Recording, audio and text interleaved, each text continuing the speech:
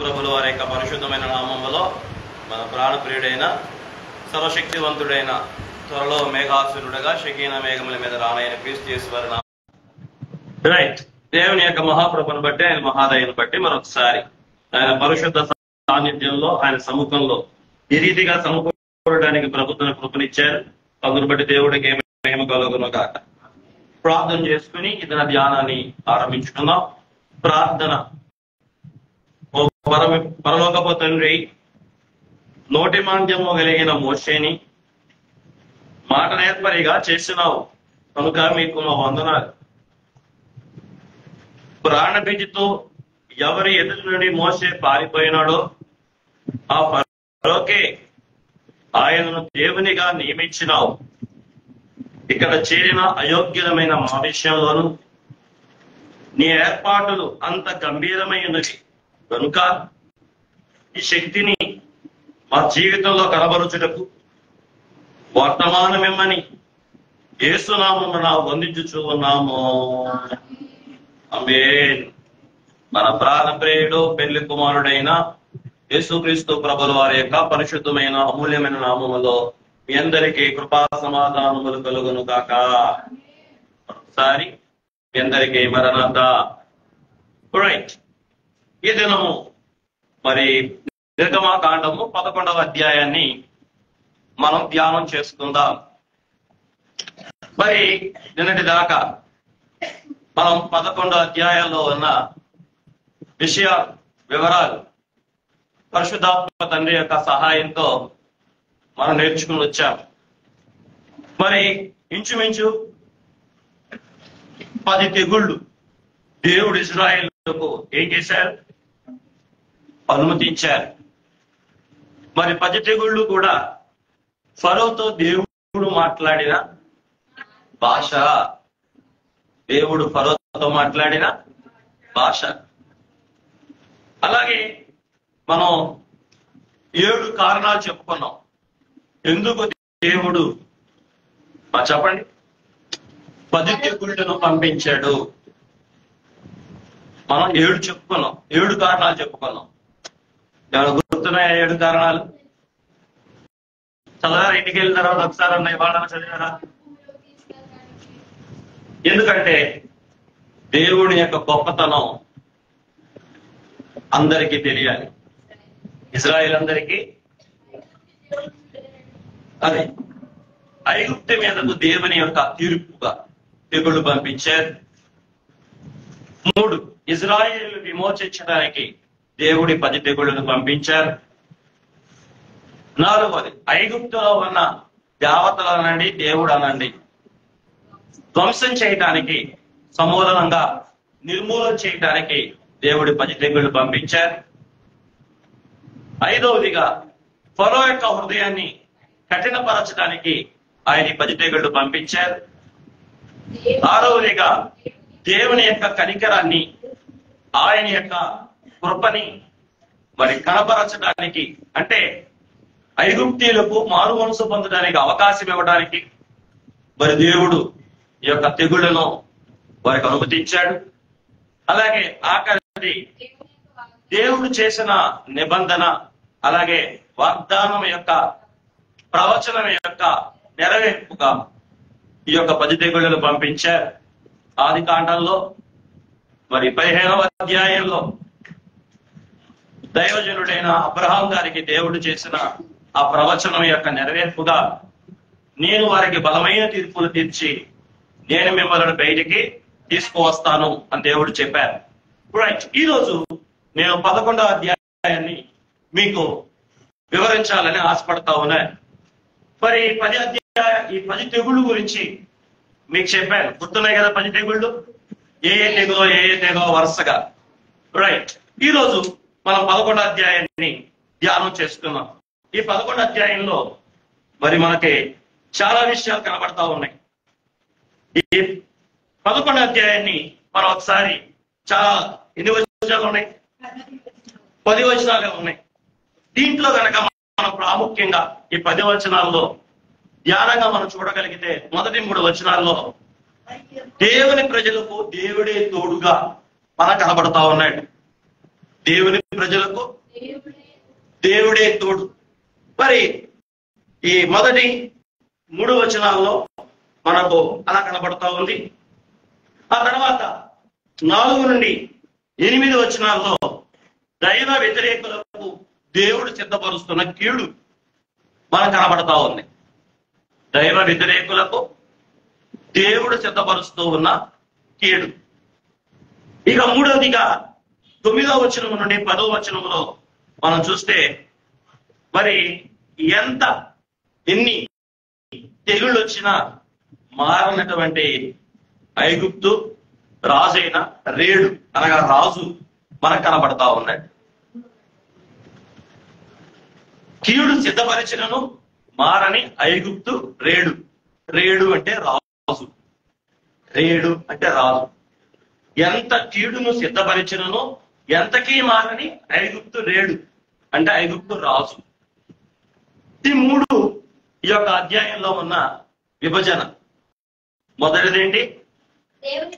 దేవుని ప్రజలకు దేవుడే తోడు. మీరు మొదటి వచనంలో మీరు చూడండి.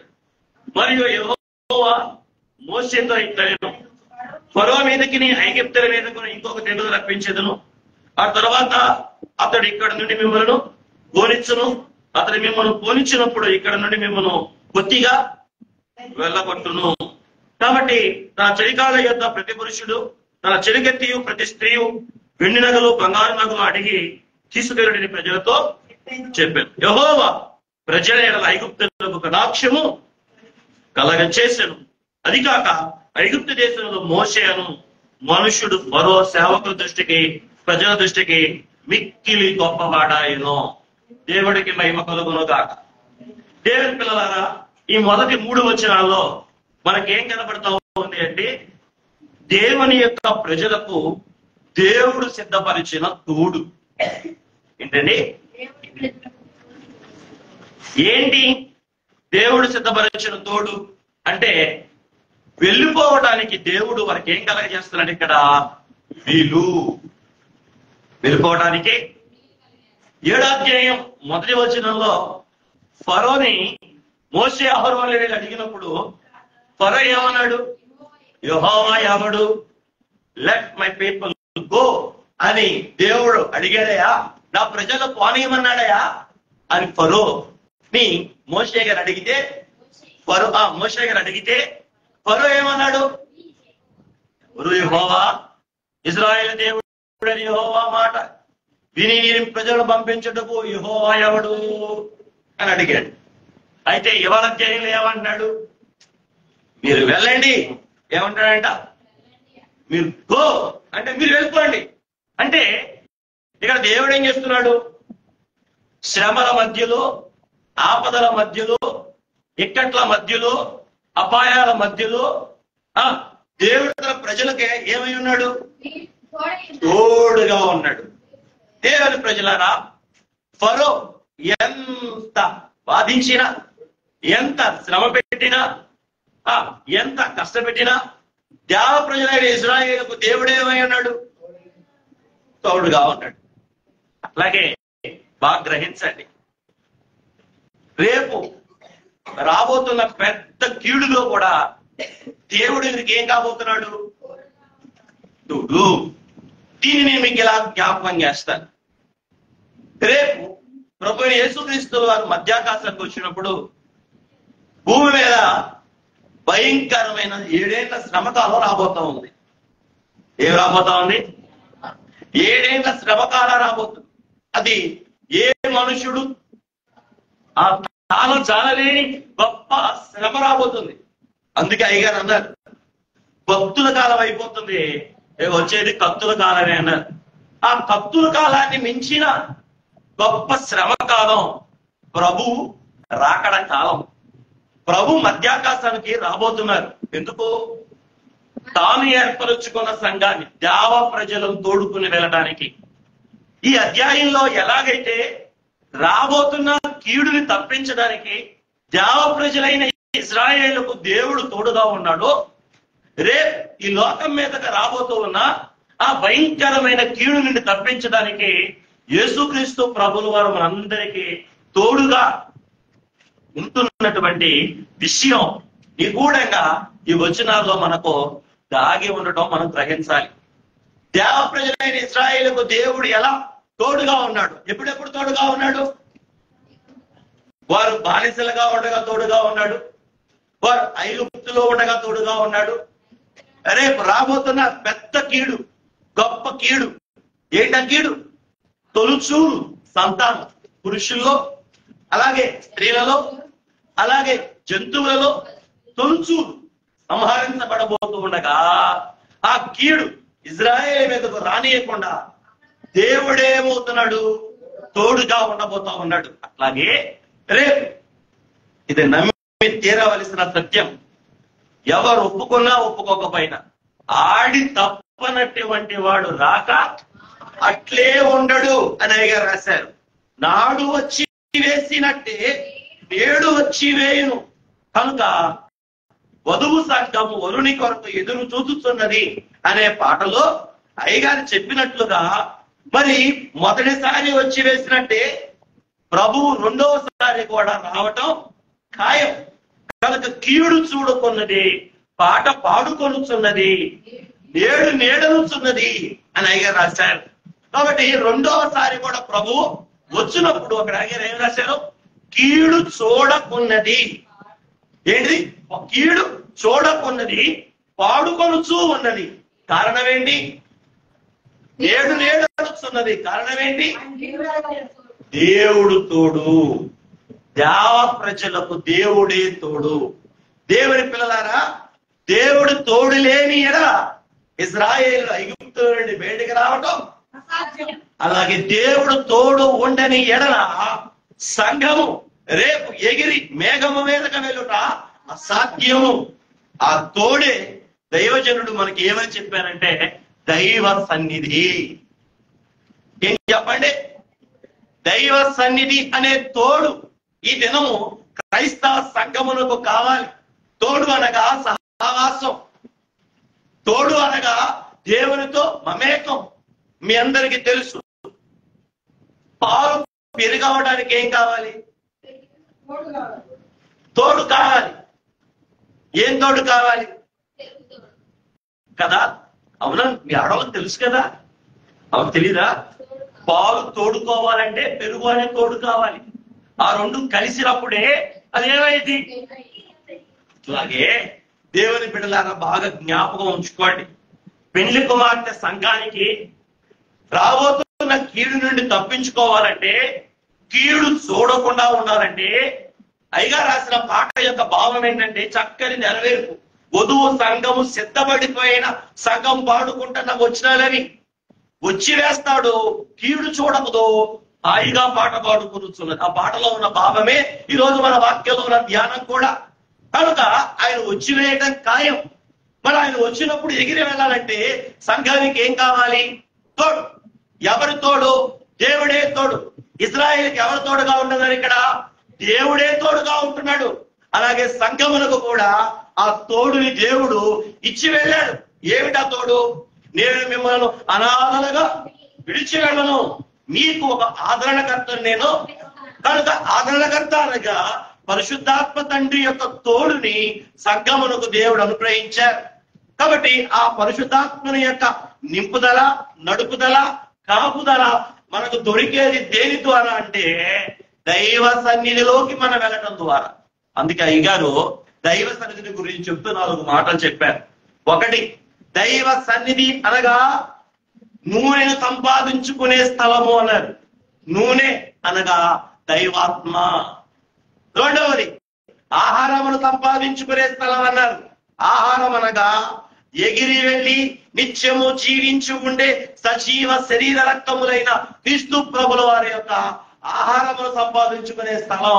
ఏ స్థలం? దైవ సన్నిధి. లోకమెరగని ఆహారాన్ని సంపాదించుకునే స్థలం దైవ సన్నిధి. మూడవదిగా అయ్యగారు ఏమన్నారంటే పెండ్లి కుమార్తెగా తయారు అయ్యే స్థలం, అంటే అలంకరించే స్థలం, సుందరీకరించే స్థలం, రూపు మార్చుకునే స్థలం. దేవుడికి మహిమ కలుగును గాక. పెండ్లి కుమార్తె రూపులోనికి మీకు తెలుసా, మేపే రూప అన్నారు. ఎప్పుడైతే లోకమెరగని ఆహారమును మనం సన్నిధిలో అందుకుంటూ ఉంటామో మన రూపేమైతే తెలుసా? దేవుడికి మహిమ కలుగును గాక. పెండ్లి కుమార్తెగా తయారయ్యే స్థలం దైవ సన్నిధి అన్నారు. ఇక నాలుగవదిగా మనం చూస్తే రెక్కలు సంపాదించుకునే స్థలం. ఏమిటి రెక్కలు అనగా షకీనా మహిమ మేఘము ప్రభు మధ్యాకాశానికి వచ్చినప్పుడు ఎగిరి వెళ్ళడానికి కావలసిన రెక్కలు అనగా శక్తిని సంపాదించుకునే స్థలం దైవ సన్నిధి అన్నారు. కాబట్టి దేవుని బిడ్డలారా, దేవ ప్రజలైన ఇజ్రాయేలీలకు ఎలాగున దేవుడు తోడుగా ఉంటున్నట్లుగా ఈ 11వ అధ్యాయంలో మనకు కనబడుతూ ఉందో, అలాగే రేపు షకీనా మహిమ మేఘములో రాబోతున్న ప్రభువుని కలుసుకోవాలంటే భూలోకంలో 7 ఏళ్ళు భయంకరమైన శ్రమను మనం తప్పించుకోవాలంటే దేవుడే మనకు వాగ్దానం చేశాడు. ఎవరి తోడు? తండ్రి, కుమార, పరిశుద్ధాత్మ త్రియేక దేవుని తోడు, పరిశుద్ధాత్మ దేవుని యొక్క మరి తోడు దొరకడానికి మనం ఏం చేయాలి? దైవ సన్నిధిలోకి మనం వెళ్ళాలి. ఇవాళన్నా లేచారా? తెల్లారగట్ట లేచారా? సన్నిధి చేశారా? ఏంటి సన్నిధి చేశారా అంటే అర్థం దేవుణ్ణి చూసి వచ్చారా? దేవుని మాట వినొచ్చారా? అది సన్నిధి చేసి వచ్చారా అంటే దేవుడు స్వరం వినొచ్చారా? దేవుడు రూపం చూసొచ్చారా అని అర్థం. ఈ రూపం చూడకపోయినా, స్వరం వినకపోయినా ఆ సన్నిధి ఎలాంటిదో చెప్పనా? మనం చెప్పాగా, రే ఎక్కడున్నావు? సినిమా హాల్లో ఉన్నా. సినిమా హాల్లో ఉండడం ఏంటో సంస్కారం తీసుకున్నట్టు ఏమన్నాడు? అయ్యా అయ్యా అయ్యా అయ్యా సినిమా చూడటానికి లేదు, ఉంది కదా, క్యాంటీన్లో పాలు పొత్తాకి వెళ్ళాను అన్నాడు. అంటే ఉన్నది ఎక్కడ? కానీ ఏం చేయట్లా? సినిమా చూడట్లా. ఏం చేస్తున్నాడు? అదే పొద్దున వెళ్ళింది ఎక్కడికి? అందరూ సన్నిధి గదిలోకి వెళ్ళారు, కానీ ఏం చేయట్లా? దేవుడు స్వరం విని రావటల్లా, దేవుడు రూపం చూసి రావటల్లా. సన్నిధి చేసి వచ్చారయ్యా అంటే ఏంటి? దేవుని రూపాన్ని చూసి వచ్చారా? దేవుని స్వరం వినొచ్చారా? దేవుని మాట పొందుకొని వచ్చారా? దేవుని ఆదరణ అందుకొని వచ్చారా? దేవుని తోడు సంపాదించుకొని వచ్చారా అని అర్థం. ఏ మాట అంటే మరి మీరేం చేశారు? పొద్దున్నే నేను చెప్పినవి ఏమైనా వచ్చినాయా? దేవుడు దర్శనం వచ్చిందా? దేవుని స్వప్నం వచ్చిందా? దేవుని ప్రత్యక్షత వచ్చిందా? దేవుని స్వరం వచ్చిందా? దేవుని రాత వచ్చిందా? ఏమొచ్చింది? నిద్ర వచ్చిందా? లేదా నీరసం వచ్చిందా? వెలుగు వచ్చింది. దేవుడికి మహిమ కలుగును గాక. చెప్పరే, సన్నిధి చేసొచ్చారా అంటే ఏంటి దాని భావం? దేవుణ్ణి చూసొచ్చారా? సన్నిధి చేయటం అంటే దేవుణ్ణి కలుసుకోవటానికి వెళ్ళటం అన్నాడు ఒకసారి. దేవుణ్ణి కలుసుకోవడానికి వెళ్ళటం. అవును, దేవుని సంఘము, దేవుని తోడు, పెరుగులు పాలలో తోడు ఎలా కనబడకుండా పోతూ ఎంత బెళ్ళయ్యగానే పెరుగు కనబడతా మీకు ఏమైపోద్ది? మిళితమైపోద్ది, లీనమైపోద్ది, ఏకమైపోద్ది. సన్నిధి అంటే అదే. ఈరోజు అనుభవం మనకు కనపడట్లా. అందుకే రేపు వారం నుండి మనకు సన్నిధి సంస్కరణ శిబిరాలు అని దైవజనుడు మన మిషన్ అధ్యక్షులు ఏర్పాటు చేశారు. కాబట్టి మీ అందరికీ సంస్కరణ, సన్నిధి సంస్కరణ అందరికి ఏం అలవాటు అయింది? లోకంలో ఉన్న సన్నిధి అలవాటు అయ్యింది, కానీ దేవుడు ఉన్న సన్నిధికి అలవాటు అవ్వలేకపోతా ఉన్నాం. మిమ్మల్ని ప్రశ్న అడగనా? లోకములో ఉన్న సన్నిధిలో ఉంటారా? దేవుడున్న సన్నిధిలో ఉంటారా? అబ్బా, దేవుడికి మహిమ కలుగును కాక. సరే, ఇప్పుడు నా టాపిక్ అది కాదు, కానీ ఊరికని ఓ మనస్సులో ఈ మాట మీరు పెట్టుకోండి. దాని గురించి ఇంకొకసారి మనం మాట్లాడుతున్నాం. దేవుడికి మహిమ కలుగును కాక. కాబట్టి దైవజనుడు ఏర్పాటు చేశారు. వచ్చే వారం నుండి ఏర్పాటు ఉంటాయి. మరి మన సన్నిధి స్త్రీలందరూ కూడా మరి చెప్పలా, ఇంకా మన డేట్ చెప్పలా. చెప్పినప్పుడు మీరు అందరూ కూడా మరి వెళ్ళడానికి ప్రయత్నం చేయాలి. దేనికి? సన్నిధిని గురించిన జ్ఞానం సంపాదించుకోవడానికి జ్ఞానంతో పాటు అనుభవాన్ని కూడా సంపాదించుకోవడానికి దైవజనుడు ఏర్పాటు చేస్తున్నారు. కేవలం సన్నిధిని గురించిన జ్ఞానమే ఉంది సంఘాల్లో, సన్నిధిని గురించిన అనుభవం లేదు. మనుషులు చేసే సన్నిధి అనుభవమే ఉంది, కానీ దేవుని యొక్క ముఖాముఖి సన్నిధి అనుభవం లేదు. కాబట్టి సంస్కరణ అవసరము అని దైవజనుడు, మన మిషన్ అధ్యక్షులు దాని మీద గట్టి దృష్టి పెట్టి ఏర్పాటు చేస్తున్నారు. సరే, దేవుడికి మహిమ. నా మాటలు మీరు గ్రహించాలి. తోడులో ఏమైపోతుంది? పాలలో లీనమైపోతుంది. సన్నిధిలోకి మీరు పొద్దున్నే వెళ్ళారు అంటే ఏ దృష్టితో వెళ్ళాలి? దేవుడిలో కలిసిపోవడానికి వెళ్తున్నాను, దేవుడిలో లీనమవడానికి వెళ్తున్నాను, దేవుడిలో ఏకమవడానికి వెళ్ళిపోతున్నాను, దేవునితో కలిసిపోవడానికి వెళ్తున్నానన్న విశ్వాసంతో ఎప్పుడైనా ఎన్నడైనా వెళ్ళారా సన్నిధిలోకి? తెల్లారుతుంది కాబట్టి అదేదో చేయాలంటున్నారు పాత్రి గారు, అది చేసేసి వచ్చేద్దామని వెళ్తున్నారా? అదేదో చేయటానికి కాదు వెళ్ళేది. అర్థం కాని ఏదో కాదు, సాక్షాత్తు సృష్టికర్తతో నువ్వు ఏకమైపోవటానికి, ఆయన్ని సాక్షాత్కరించుకోవటానికి, నేను మేల్కొందున నీ స్వరూప దర్శనముతో. అది పై వచనం చెప్తున్నావు, నేను మేల్కొందును నీ స్వరూప దర్శనంతో నా ఆశలు తీర్చు. దేవుడికి మహిమ కలుగును కాక. కాబట్టి గమనించండి, కాబట్టి ఆ సన్నిధి ఎవరు చేయరో, ఆ సన్నిధి యొక్క అలవాటు ఎవరు కొట్టదో వారికి ఏమేమి ఉండవు? నూనె సంపాదించుకునే అనుభవం ఉండదు, ఆహారం సంపాదించుకునే అనుభవం ఉండదు, పెళ్లి కుమార్తెకి అలంకరించబడే అనుభవం ఉండదు, రేపు రాకట మేఘం ఎక్కి రెక్కలు సంపాదించుకునే అనుభవం ఉండదు. అంటే ఈ 4 దేని వల్ల వస్తాయి? తోడు, సన్నిధి తోడు, దేవుని తోడు వల్ల వచ్చాయి. ఆ తోడు ఏం చేసిద్ది? పెరుగు చేసిద్ది. దేవుడికి వందనాలు. ఆ తోడు ఏం చేసిద్ది అంటే భూమి మీదకు రాబోతున్న 7 శ్రమ నీకు రాకుండా చేసింది. దేవుడి తోడు ఇజ్రాయేలుకు 11 అధ్యాయంలో ఏం చేస్తుంది? ఏం చేస్తుంది? శ్రమ తప్పిస్తూ ఉంది. మోషే గారు, అర్థమైందన్నమాట. దేవుని యొక్క తోడు దేవుడి ప్రజలకు ఉండటం వల్ల ఏం మేలు జరిగింది? నేను చెప్పనా, వింటారా? ఒక 3 మేలు చెప్పనా. 1, వెళ్ళటానికి వాళ్ళకి వీలు కలుగుతుంది. అది మొదటి మాట. మనది ఏంటి? వాళ్ళకి అంటే ఐగుప్తులో నుంచి వెళ్ళిపోవటానికి, ఫరో చేతిలో నుండి వెళ్ళిపోవడానికి. అలాగే ఐగుప్తు అంటే ఏం చెప్పుకున్నాం? రేపు లోకం అనే ఈ చేతిలో నుండి మనం ఎగిరి వెళ్ళిపోవడానికి దేవుడు మనకు తోడుగా ఉంటాను అంటున్నాడు.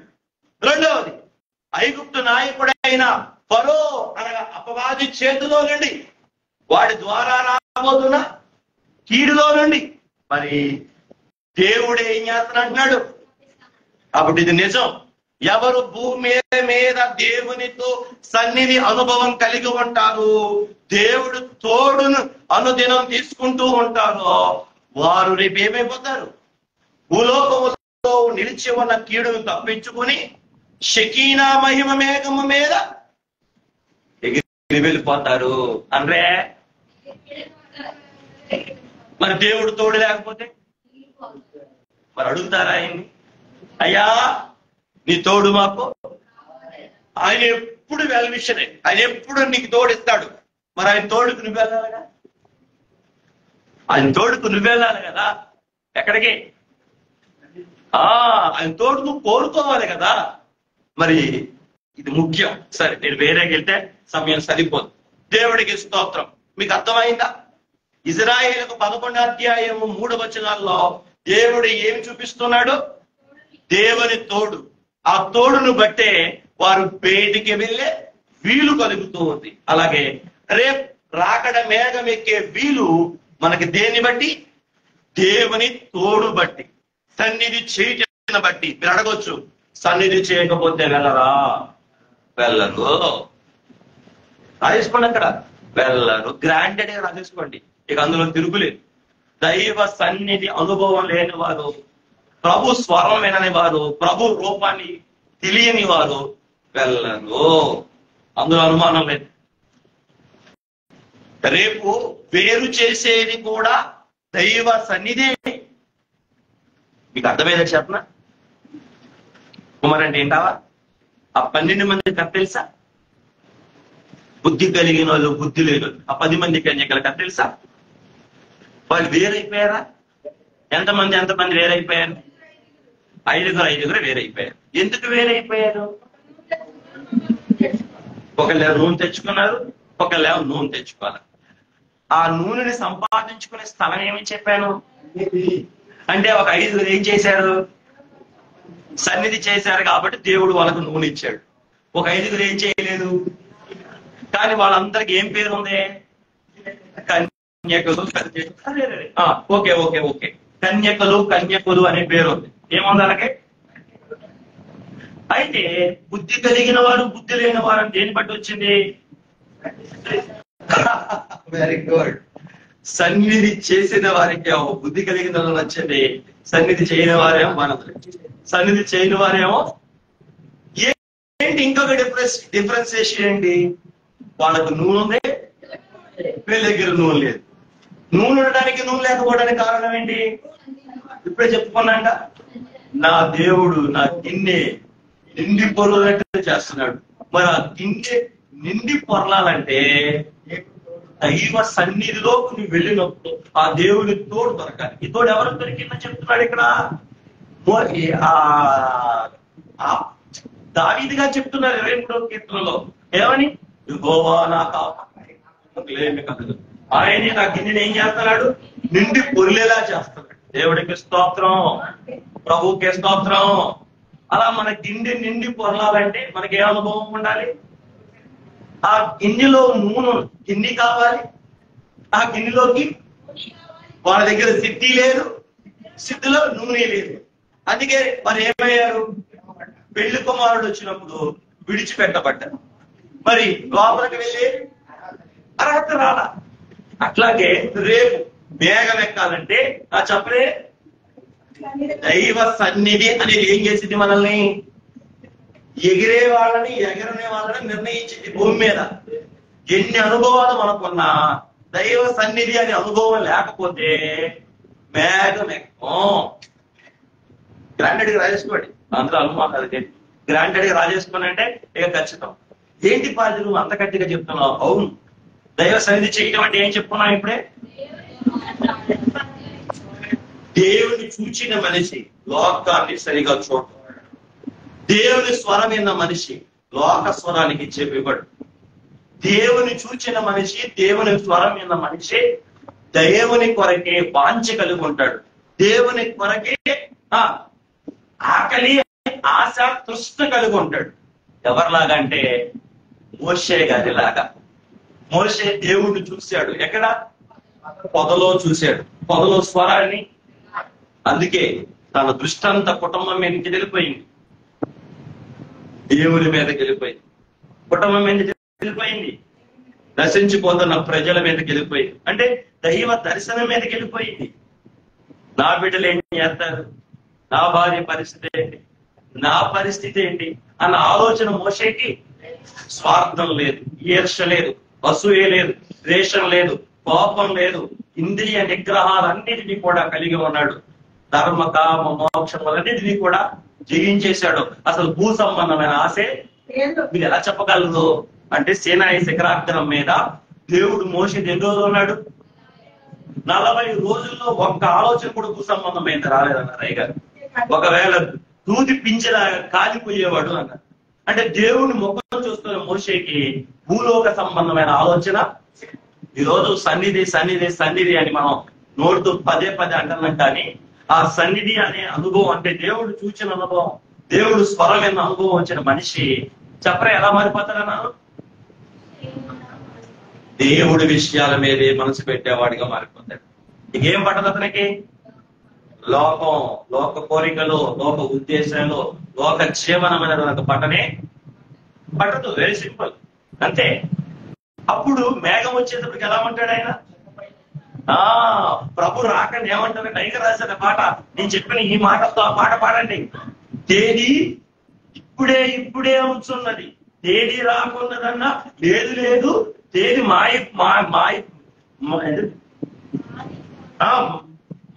దాన్ని ఏమంటారు?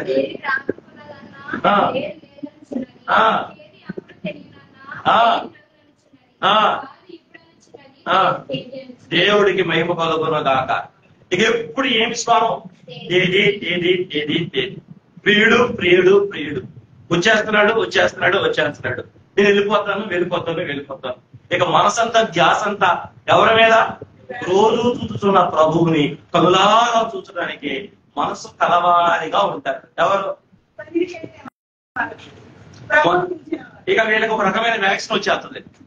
ఏం వ్యాక్సిన్ అంటే సహింపు వ్యాక్సిన్ వచ్చేసింది, సాత్వికం అనే వ్యాక్సిన్ వచ్చేసింది వీళ్ళకి. ఒక ప్రేమ అనే వ్యాక్సిన్ చేసుకుంటారు. ఈ వ్యాక్సిన్లన్నీ ఏం చేస్తాయంటే వీళ్ళని ఎంత పిద్దుగాక, వీళ్ళకి కోపం రాదు, వీళ్ళు దూషించుగాక, అసలు వీళ్ళకి ఏం పట్టదు. ఎందుకంటే వ్యాక్సిన్ వేసుకుంటారు. ఈ వ్యాక్సిన్లన్నీ ప్రభు సన్నిధిలో ఏం చేస్తాడు? అందుకే అయ్యగారు అన్నారు దైవ సన్నిధి ఓ మందు అన్నారు.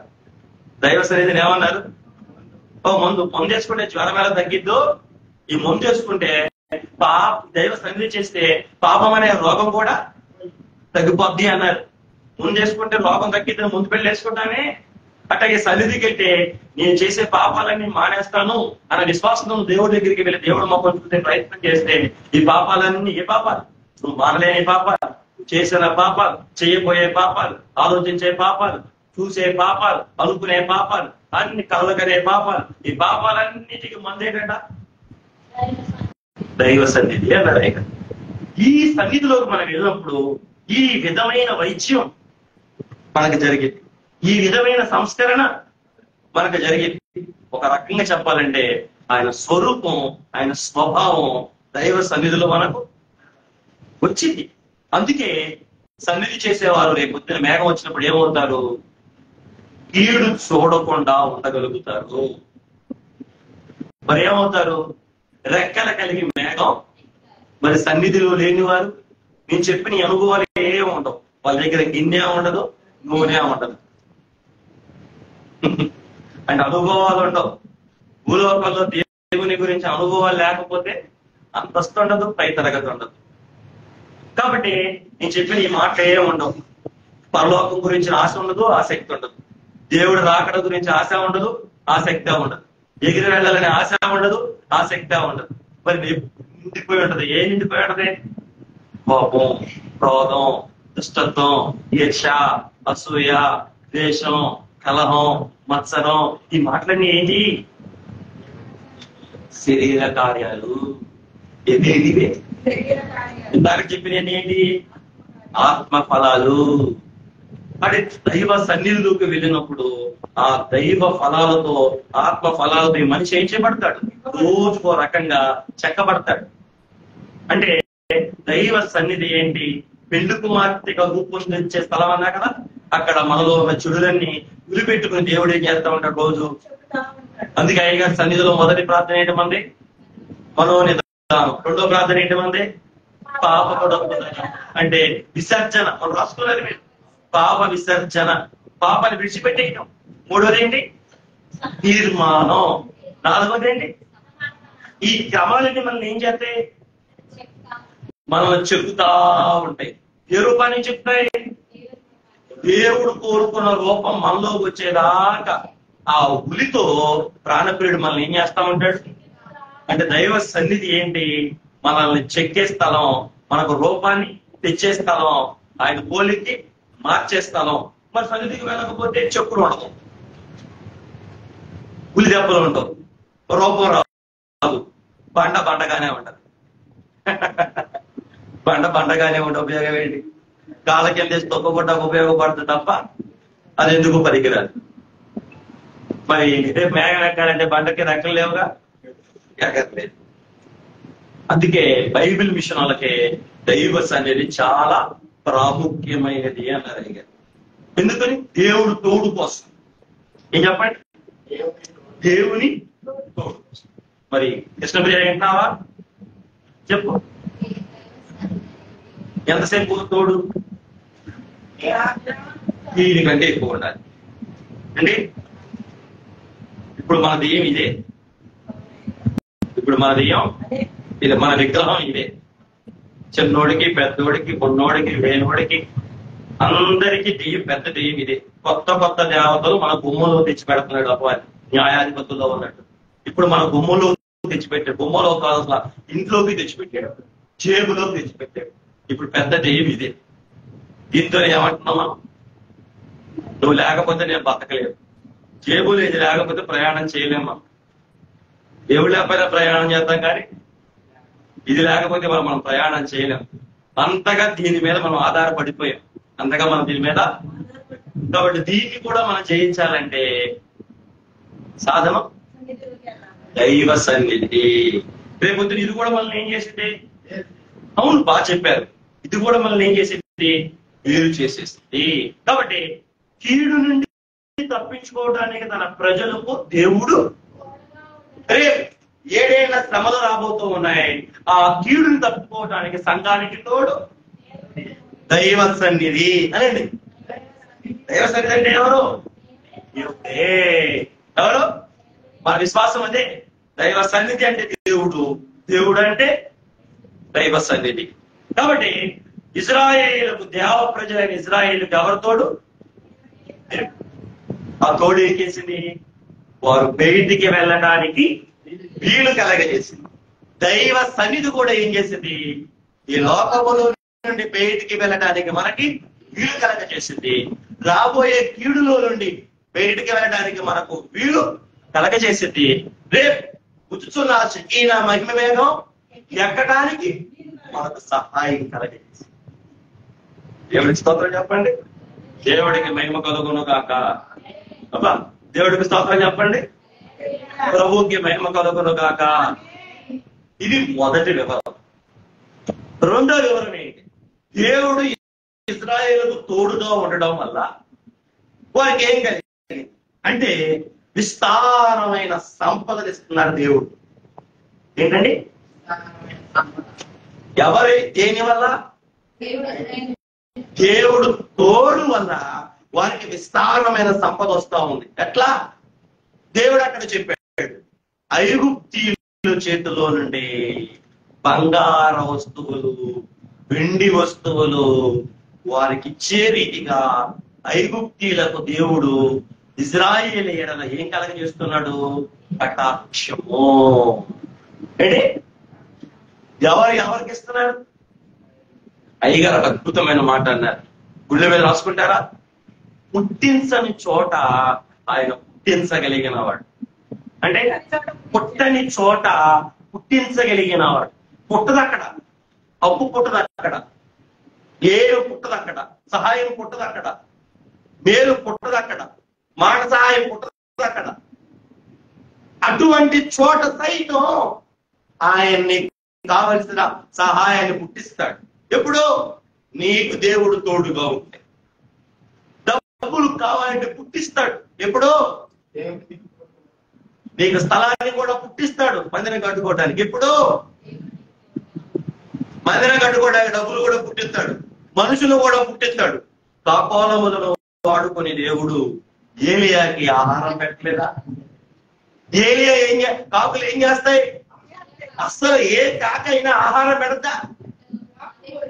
మన దగ్గర నుంచి ఆహారం ఎత్తుకుపోయింది కాకి. కాకి దగ్గర ఆహారం పుట్టదు, కానీ కాకి నోటితో ఆహారం పెట్టింది. ఇజ్రాయేలుకు ఐగుప్తీయులు బంగారం ఎవరు? 430 ఏండ్లు ఐగుప్తులో ఉన్న ఇజ్రాయేలుకు వారు దోచుకున్నారు. చాకిరి, కష్టాన్ని దోచుకున్నారు, శ్రమ దోచుకున్నారు, బలాన్ని దోచుకున్నారు. కానీ ఏ రోజు వారి మీద కనికర కనబరచలేదు. కానీ ఎప్పుడైతే దేవుడు ఇజ్రాయేలుకు తోడుగా ఉండడం ఆరంభించాడో దేవుని ప్రజల మీద అన్యజనులైన ఐగుప్తులకు ఏం పుట్టింది? కటాక్షం పుట్టింది, కనికరం పుట్టింది, యమబుద్ధి పుట్టింది. ఏంటి? వీళ్ళు అడగగానే ఏం చేశారండి? నిన్న అధ్యాయంలో మీరు గమనిస్తే దేవుడు చెప్తాడు 10వ అధ్యాయంలో, ఆ బంగారం తీసుకుని కుమారుడు తిన్నావా? నీ పిల్లలకు నువ్వు ధరించాలి అంటాడు. ఏమంటాడు? నీ పిల్లలకు నువ్వు ధరించాలి. ఆ సంపద తీసుకుని నీ పిల్లలకు నువ్వు ధరించాలి. రేపు ఈ బంగారంతో దేవుడు ఏం చేస్తాడు తెలుసా? దేవుని మందిరాన్ని కట్టించుకుంటాడు. మనకి మీకు అంత లోతుగా చెప్పక అవసరం లేదు, ఆయన ఊరికి చెప్తాను. అక్కడ వస్తువులను తెలుగులో జ్యువెలరీ అని ట్రాన్స్లేషన్ అయింది, కానీ అసలు మూల భాషలో అక్కడ ఏముందంటే వెజల్స్ అను, అంటే పాత్రలు, బంగారపు పాత్రలు, వెండి పాత్రలు ఇజ్రాయేల్ దగ్గర తీసుకొనవలెను అని రాయబడింది. క్షమించండి, ఐగుప్తీయుల దగ్గర తీసుకొనవలెను అని రాయబడింది. వెండి నగలు. ఆ నగలు అనే మాట ఏమో మోషేతో అక్కడ చెప్పాడే, ఎక్కడ పొగలో చెప్పిన చోటేమో నగలని వాడాడు, ఇక్కడ మటుకు పాత్రలు అని వాడాడు. దేవుడికి స్తోత్రం కలుగును గాక. ఇప్పుడు ఇజ్రాయేలీయులకు దేవుడు తోడుగా ఉండటం వల్ల రెండో రామ్ ఏం జరిగింది మోషే గారు? వారికి విస్తారమైన సంపద లభించింది. లభించింది దేన్ని బట్టి? దేవుని తోడు బట్టి. ఈరోజు ఈ లోకంలో ఉన్న మీరు కుమారండి పుట్టని చోట పుట్టేటట్టు దేవుడు చేయగలడు. ఇవ్వని వారి దగ్గర నుంచి ఇప్పించగలడు. ఎప్పుడు? దేవుడు నీకు తోడుగా ఉంటే. మరి దేవుడు నీకు తోడవ్వాలంటే నువ్వేం చేయాలి? బాగా చెప్తాడు, ఆయన సన్నిధిలోకి నువ్వు వెళ్ళాలి. నీ తోడు ఆయనతో చెప్పుకుంటే ఆయన నీకు తోడు అంటే పుట్టని వారి దగ్గర నుండి పుట్టిస్తాడు. ఎస్, ఇది సత్యం, ఇది నిజం. ఉదాహరణ వాళ్ళ పాఠంలోనే మీరు చూడొచ్చు. దేవుడు చెప్తున్నాడు ఐగుప్తీయులు ఇజ్రాయేలీయులకు, నీకు వారి దగ్గర నుంచి ఏమిస్తాను? విస్తారమైన సొమ్మిస్తాను. నువ్వు నష్టపోయావు కష్టం చేసి, ఇప్పుడు నేనేం చేస్తాను? నీ కష్టానికి ప్రతిఫలంగా సంపదిస్తాను. ఒకప్పుడు విపరీతమైన కష్టం పడ్డావు, విపరీతమైన శ్రమ పడ్డావు, విపరీతంగా ట్రోల్ చేయబడ్డావు. అయితే ఈరోజు నీకు విస్తారమైన సంపద. దీని ఇలా ఇప్పుడు మనకు పోలుస్తాం, జాగ్రత్తగా వినండి. ఎత్తబడిన సంఘానికి పరలోకములో 7 ఏళ్ళు ఏంటో తెలుసా? సంపద. 7 ఏళ్ళు పరలోకపు విందు, బహుమానాల విందు. ఎక్కడా? అందుకే అయ్యగారు పాటలు ఏమన్నారు? ఎత్తబడిన వారికి తెప్పలు, ఎత్తబడిన వారికి పప్పలు అన్నారు. అవును, విడవబడిన వారికి తెప్పలు, ఎత్తబడిన వారికి పప్పలు. అంటే ఎత్తబడిన ఈ సంఘానికి అక్కడ ఏముంటది? ఇక్కడ దేవుడు ఐగుప్తులో ఇజ్రాయేలుకు తోడుగా ఉండడం వల్ల వీరికి ఏమి లభించింది? సంపద. ఏంటిది? అట్లాగే రేపు ఎత్తబడిన సంఘానికి కూడా దొరికేది ఏంటి తెలుసా? సంపద. ఏంటా సంపద? ఏంటా సంపద? ఏంటండి? భూలోకంలో క్రీస్తు కొరకు నువ్వు పడిన నిందకి, క్రీస్తు కొరకు నువ్వు పడిన అవమానానికి, క్రీస్తు కొరకు నువ్వు ఏవేమి విడిచిపెట్టావో, ఏవేమి వదిలిపెట్టావో దేవుడు చెప్పలేదా? ఇహమందు పరమందు మీకు 100 రెట్లు ఇస్తాను అనలేదా ఆయన? ఇక్కడ అక్కడ నువ్వు ఇక్కడ రూపాయి దేవుడికి ఇస్తే నీకు ఇంకొక రూపాయి ఇక్కడ ఇస్తాను, ఇక్కడ 100 ఇస్తే 100 ఇక్కడ ఇస్తాను. ఏంటిది? సంపద. ఏంటిది? సంపద. దొంగలెత్తికెళ్ళలేని సంపద. మరి ఇక్కడ ఏమి ఇవ్వకపోతే?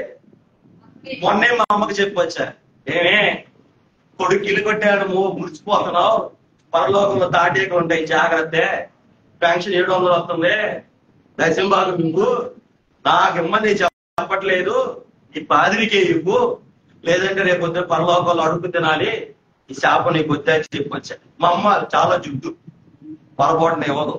కాబట్టి చెప్పకపోతే పాదిరి అమ్మవే, నువ్వే ఇవ్వకపోతే రేపొద్దు దేవుడు నన్నే అడుగుతాడు, నీ అమ్మక చెప్పుకోలేదు, నువ్వు సంఘానికి ఏం చెప్తావు అంటాడు అని మా అమ్మకి చెప్పొచ్చా. అమ్మా దొంగ సొమ్ము తినమాకే, ఇగో దొంగ మాకు దేవుడి దగ్గర ఇల్లు కట్టి కొడుకిచ్చా అని చెప్పి భూలోకంలో చెప్పుకుంటారు, పరలోకంలో దేవతలు ఎగతాలు చేస్తారే, అంత పని చేయి, మాకు 10 లక్షలు పెట్టి కొట్టాను, 10 లక్షలు పెట్టి కట్టాను అని చెప్పుకుంటాం కదే.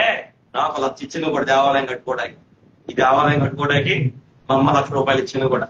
1,00,000 ఇచ్చారు ఒకప్పుడు, అది సరిపోదే, కూడా తింటాను 1,00,000 ఇచ్చారని చెప్పుకుంటున్నావు, పరలోకంలో సున్నా ఉండదమ్మా, వచ్చిన దాంట్లో నమ్మకంగా దేవుడికి 10వ భాగం కట్టమ్మా అని చెప్పొచ్చు. ఎందుకు?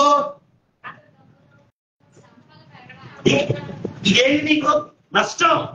ఈ భూలోకంలో ఇవ్వటం నష్టం. దేవుడు ఇచ్చేసావు, ప్రజలకు ఇచ్చావు, ఆపదలో ఉన్న వారికి ఇచ్చావు, అక్కర్లో ఉన్న వారికి ఇచ్చావు, దేవాలయ పనికి ఇచ్చావు, మందిర నిర్మాణానికి ఇచ్చావు, దేవుడు పని కొరకు ఇచ్చేసావు. ఇక్కడ నష్టమంతా, ఇక్కడ నష్టపోయిందంతా కూడా అక్కడ సంపదగా నీకు ఇస్తాడు. ఇశ్రాయేలు ఐగుప్తులో ఎంత నష్టపోయారు? నష్టాన్ని భూములు ఎంత నష్టపోయారు? 430 ఏళ్ళు నష్టపోయారు. ఆ నష్టపోయిందంతా ఏం చేస్తున్నాడు? వాళ్ళే మూట కట్టిచ్చేస్తున్నాడు. ఇది మీరు బాగా గుర్తుపెట్టుకోండి. మీ చేతుల్లో నుండి దేవుడి చేతిలోకి ఇచ్చేసింది నష్టం అనుకోమాకండి, కష్టం అనుకోమాకండి. వడ్డీతో సహా రెట్టింపు చేసి దేవుడు మీ చేతుల్లో పెడతాడు. దేవుడికి మహిమ కలుగును కాక. విచిత్రం ఏంటంటే, ఎగ్గొట్టే ఇన్సూరెన్స్ కంపెనీల మీద ఉన్నంత నమ్మకం, చచ్చిపోయిన తర్వాత మనకి ఇన్సూరెన్స్ వచ్చింది అంటే కట్టే నమ్మకం, పోగేసి మూటలు కట్టి దేవుడు ఇస్తాడంటే ఆయన మీద మనం ఉంచలేకపోతున్నాం. అవును కదా? ఏడాదికి ఒక 5,000 ఇన్సూరెన్స్ కట్టే వాళ్ళు ఉంటారు. సంవత్సరం పొడుగునా పాదిరి గారు మొత్తం కలిపినా కానీ 500 కూడా దాటదు. ఎందుకంటే వారానికి 10గా, ఎన్ని వారాలు? 53 వారాలు, 530 రూపాయలు తీయం. అదే ఇన్సూరెన్స్ వాడు చచ్చిపోగానే తక్షణిస్తానే అంటే ఏడాదికి 5,000 అంటే కళ్ళు మూసుకున్నా. ఎందుకే నువ్వు ఉంటావా పోతావా అంటే, నా కొడుక్కయ్యా చచ్చిపోయితే వచ్చాడు డబ్బులకి. మరి చనిపోయిన తర్వాత ప్రభు దగ్గరికి వెళ్ళిన తర్వాత అక్కడ కూడా మనకి ఏముంటది? సంపద ఉంటది. అంటే ఎవడు చూపించాడు? ఇదిగో వచనం చెప్తుంది, ఐగుప్తీయులు మోసం చేసిన ఆ కష్టమంతా, ఆ నష్టమంతా కూడా దేవుడు ఇశ్రాయేలుకి ఏం చేస్తున్నాడు? సంపదగా ఇస్తూ ఉన్నాడు. దేవుడు కొరకు మనం ఏది నష్టపోయినా అది తిరిగి మనకి, నీ ఆహారము నీళ్ళ మీద వేయము, కొన్ని దినములైన తర్వాత దాన్ని కనుగొందువు అని ప్రసంగిలో చెప్పినట్టుగా ఈ రోజు దేవుని కొరకు నువ్వు పెట్టుబడిగా పెట్టిన ప్రతి రూపాయి నీకు లాభంగా ఎత్తబడిన తర్వాత నీ అకౌంట్ లోకి వచ్చేసింది. దేవుడికి మహిమ కలుగునుగాక. ఇదిగోండి, ఇదే అర్థం, ఇదే గ్రహింపు. ఈ గ్రహింపు మనకు ఉండాలి. ఏ గ్రహింపు? ఏకమరండి మనం తెచ్చిచ్చామంటే రహస్యంగా. ఇదంతా దేవుడు ఏం చేస్తాడు? పబ్లిక్ గా ఇస్తాడు. దేవుడికి స్తోత్రం. ఇక్కడ రహస్యంగా ఇచ్చిన వాటన్నిటికీ అక్కడ పబ్లిక్ గా ఇస్తాడు, అందరంగా ఇస్తాడు సంపద. నువ్వేం లేదా, నువ్వు మొత్తం ఇక్కడ ఏ నష్టపోకుండా మొత్తం లాభంగా ఉంచుకున్నావు అనుకో, అక్కడ అందరికి సంపదలు వస్తా ఉంటే మనమేమో నిష్ట దరిద్రులు అవుతాం. అందుకే పరలోకం ఉల్టా అయిందంట. ఏంటిది? మొదటి వారు భూలోకంలో అష్టైశ్వర్యవంతులు, పరలోకంలో నిష్ట దరిద్రులు కావచ్చు. భూలోకంలో నిష్ట దరిద్రులు, పరలోకంలో అష్టైశ్వర్యవంతులు కావచ్చు. భూలోకంలో నిష్ట దరిద్రులైన దేవుడి కొరకు ప్రయాసపడడంలో, దేవుడి కొరకు సంపాదించడంలో, దేవుడి కొరకు పెట్టుబడి పెట్టడంలో ఆధ్యాత్మికంగా వాళ్ళు పేదవాళ్ళు. అటువంటి వారికి దేవుడు లెక్క చూసి వారి లెక్క కట్టి మర్చిపోకుండా ప్రతిఫలం ఇస్తాడు. ఫిబ్రవరి 16వ అధ్యాయం ప్రకారం దేవుడు మీరు చేసిన పనిని మర్చిపోవటానికి అన్యాయస్తుడు కాదు. ఏం చేస్తాడు? ఇక్కడ అక్కడ నూరుదంతలు ఇస్తాడు. అక్కడ అన్నాడైనా నా సింహాసనం ఎక్కిస్తాడు. దేవుడికి స్తోత్రం కలుగును గాక. మత్తయి సువార్త 19వ అధ్యాయంలో మాట. 2 మాటలు చెప్పుకున్నావా? ఏ ప్రియాంక అర్థమవుతున్నాయి నా మాటలో? ఏం చెప్పు? ఫస్ట్ ఏంటిది? బయటికి వెళ్ళడానికి వీలు కలగజేశాడు దేవుడు తోడుగా ఉండి. రెండోది, విలువైన సంపదను, విస్తారమైన సంపదను వారు పొందుకోవడానికి దేవుడు తోడేం చేసింది? సహాయం చేసింది. అట్లాగే రేపు మేఘం ఎక్కిన పెళ్లి కుమార్తె సంఘానికి కూడా దేవుడు ఏం చేస్తాడు? విస్తారమైన సంపదిస్తాడు. చేస్తాడు. ఎక్కడ? నువ్వు చూడగా మోషే గారు పై ఇల్లు లేవు, బంగారు పెళ్లి లేవు. విస్తారమైన సంపదిస్తాడు అక్కడ. ఇజ్రాయేలీకి ఇక్కడ ఎలా వెండిచ్చాడో, ఎలా బంగారం ఇచ్చాడో అక్కడ కూడా మనకి. అసలు అక్కడ విచిత్రం ఏంటి తెలుసా? అసలు నువ్వు నడిచేదే బంగారం మీద. ఆ వీధులు ఎలాంటివి? ఇక్కడ బంగారం ఎంత వేసుకుంటారు, అక్కడ బంగారాన్ని కాళ్ళకెళ్ళి తొక్కుతారు. అంత సంపన్నులు మీరు. దేవుడు తోడుగా ఉండడం వల్ల. ఆయన తోడు లేకపోతే అగ్నిలో కాలిపోటాకి వెళ్తారు. ఏం కావాలి చెప్పనమ్మా? బంగారం మీద నడిచే అనుభవం కావాలా? అగ్నిలో కాలిపోయే అనుభవం కావాలా?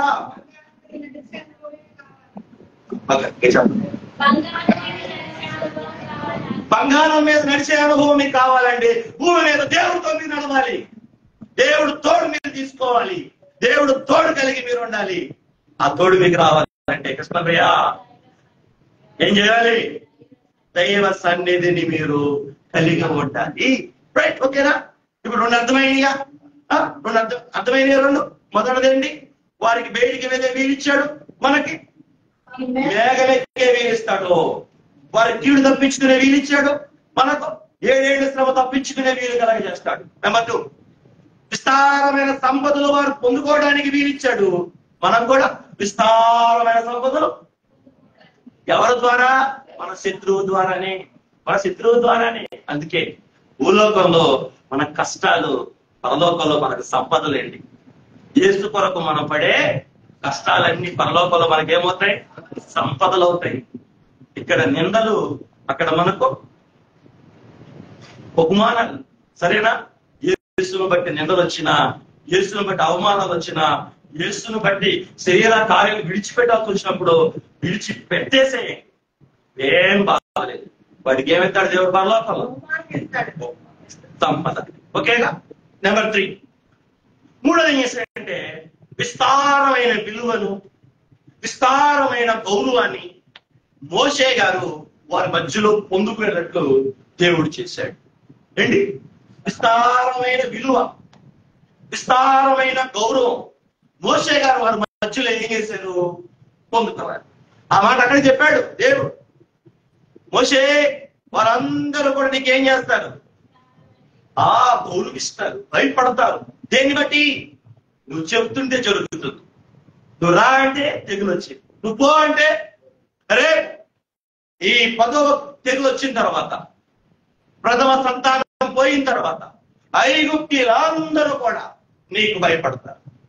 ఐగుప్తులందరూ కూడా నీకు భయపడతారు. ఫరోతో సహా నీకు భయపడి, బాబో నీకు దండం, ముందు మా ఊళ్ళో నుంచి నీకు విస్తారమైన విలువ రేపు రాబోతుంది. నీకు విస్తారమైన గౌరవం. ఈ దేన్ని బట్టి? దేవుడు తోడుగా ఉండటం బట్టి. ఇది మర్చిపోకూడదు మీరు. దేవుడు తోడుగా ఉండటం బట్టి రేపు దైవజనుడైన మోషే గారికి ఏమి రాబోతుంది? విస్తారమైన గౌరవం రాబోతుంది. ఏంటి? ఇది మనతో పోల్చుకుంటే రేపు మేఘలెక్కిన సంఘానికి సంపదల చేత, బహుమానముల చేత, ఆ భీమా అన్న న్యాయపీఠం మీద నిలబడినప్పుడు ఆ బహుమానములతో కిరీటములు పొందుకున్న ఈ పెళ్లి కుమార్తె సంఘానికి ఈ విస్తారమైన విలువ, ఈ విస్తారమైన గౌరవం ఏంటండి అంటే మహిమ. విస్తారమైన మహిమ, విలువ కట్టలేని మహిమ పరలోకంలో దేవుడు మనకి ఇచ్చి, నూతన యెరూషలేము గొర్రె పిల్ల దేవాలయంలో సింహాసనం ఎదుట, ఆ మహిమ సింహాసనం మీద సింహాసనాసీనుడై ప్రభువు ఉంటే, ఆ సింహాసనాసీనుడు పక్కన అయ్యగారు రాశారే ఏం పాట? మహిమ లోకంబున మహిమ పూర్ణముగా మహనీయముగా నుండు దేవా. అయ్యగారు ఏం రాశారు? మహిమ లోకంబున మహిమ పూర్ణముగా మహనీయముగా నుండు మానకుండగను. మానకుండా మహిమ పూర్ణుడుగా ఉన్న మహిమ దేవుని చెంత మహిమ పూర్ణురాలుగా, మహిమ పూర్ణుడుగా నీవు నేను కూర్చుంటావే, అదే దేవుడు మనకు రేపు ఇవ్వబోతున్నా విస్తారమైన విలువ, విస్తారమైన గౌరవము.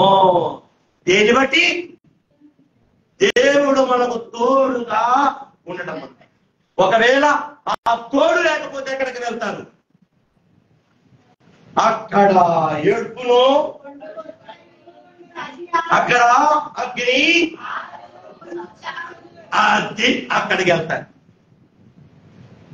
ఎక్కడికి వెళ్తారు? ఇష్టమా? ఇష్టమా?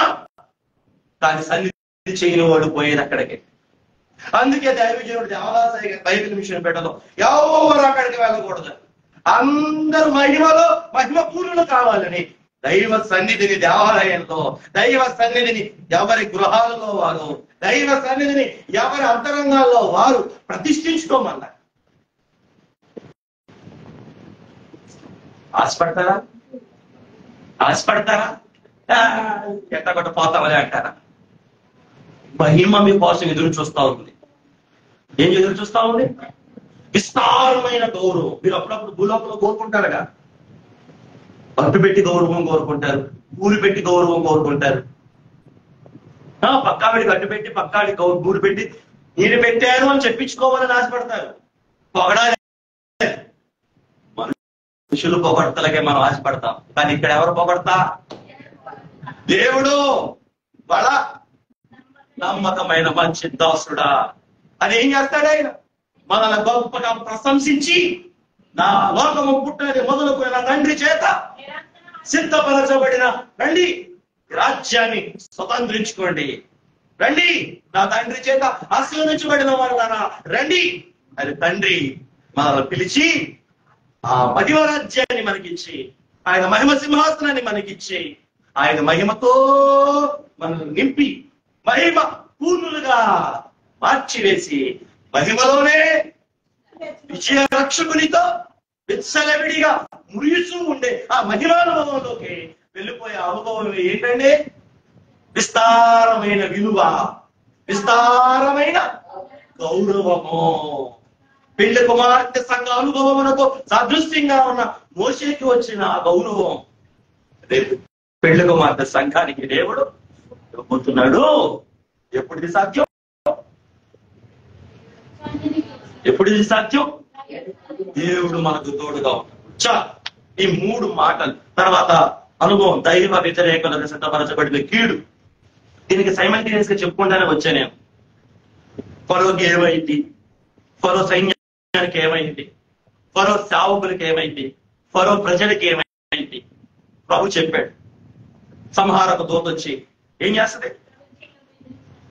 దాని యొక్క పోలిక ఏంటంటే రేపు 7 శ్రమల్లో చిక్కుకుంటారు, ఆ తర్వాత ధవళ సింహాసనం తీర్పుకి వెళ్తారు, ఆ తర్వాత అగ్ని ఆరదు పురుగు చావదు అన్న ఆ నరకానికి శాశ్వతంగా తిరిగి లోకానికి పోతారు. ఆ కీడు వారి కోసం సిద్ధపరచబడింది. ఎందుకని? వారికి వీరికి మధ్య డిఫరెన్స్ ఏంటి? వారికి దేవుడు తోడు, వీరికి ఫరో తోడు. ఎవరి తోడు? ఫరో తోడు, పాపం తోడు ఉన్న వాళ్ళు ఎక్కడికి పోయారు? దేవుడు తోడుతో ఉన్న వాళ్ళు ఎక్కడికి వెళ్ళారు? ఈరోజు మనం ఏం కోరుకున్నాం? ఏం కోరుకున్నాం? ఏం కోరుకున్నాం? ఏం కోరుకున్నాం? రైట్. ఈ మాటలు గుర్తుపెట్టుకోండి. సన్నిధికి ఉదయాన్నే లెగవండి, దైవ సన్నిధి చేయండి, దేవుడు తోడు. అది ఎటువంటి తోడు? అయ్యగారు రాసిన ఒక చరణం బయట నా మాట చూపిస్తా. నన్ను అందరూ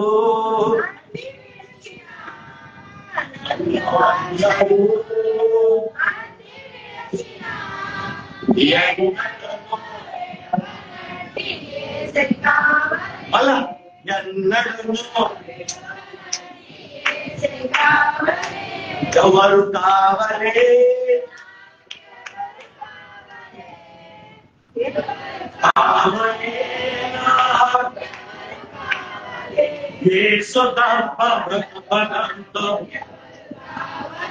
దేవుడికి మహిమ కలుగును గాక. ఈ కీర్తనలో భక్తుడు ఆసాప్ అంటాడు 53వ కీర్తనలో, నీ పొందు నాకు ధన్యకరము. పొందు అంటే స్నేహము, నీ స్నేహం, నీ తోడు నాకు ధన్యకరము. ఆ పాటని ఆధారం చేసుకుని, ఆ మాటను ఆధారం చేసుకుని అయ్యగారి పాట రాశారు. అయ్యా నువ్వు నాకు ఈ లోకంలో ఉండగా నాకు ఇంకా ఎవరు అక్కర్లేదు. నువ్వు కాకుండా ఏదున్నా నా ముగింపు నరకంలో. కానీ నువ్వు నాకుండి ఇంకేమీ లేకపోయినా నా ముగింపు మహిమలో.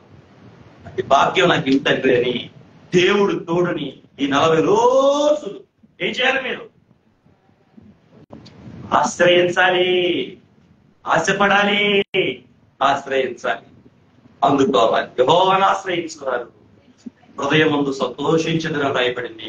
ఆ వచనం మీలో నెరవేరి ఆయన కుడి చేత ఉన్న నిత్య సుఖాలు, ఆయన సన్నిధిలో ఉన్న సంపూర్ణ సంతోషం, అలాగే సంపూర్ణ ఆనందం కూడి చేరి వచ్చిన మీ అందరికి మనందరికి ప్రాణ ప్రేమించి వేగమెక్కించును కాక. అందరికి మరణాత కలుసుకుందాం.